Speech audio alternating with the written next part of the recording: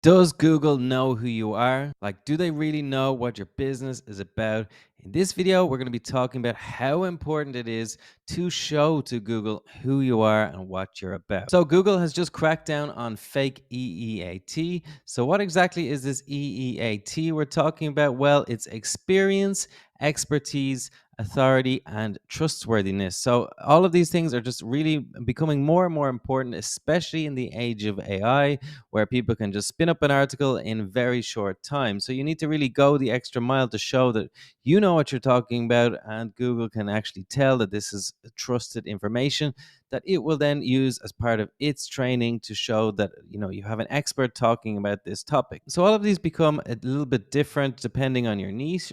Okay, so like experience, for example, if you're traveling somewhere, if you have a travel blog or some website about traveling, then you have to have actually done the thing, because anyone can just write what ChatGPT says about how Sorrento is a beautiful place. But if you've actually got photos or video footage of Sorrento and the sunset or something like that to show that this is a beautiful place, well, then that is a good thing for E.E.A.T. So, proving your experience can be a little bit tricky sometimes, I've found, because, for example, I'm a qualified teacher.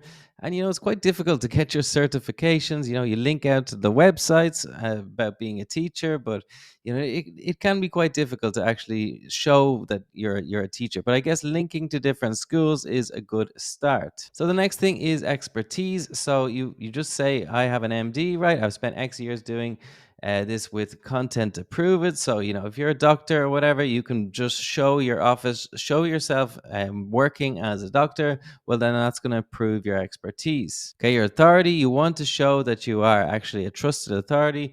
You might have won awards. Okay, you get featured on podcasts. All these things help you.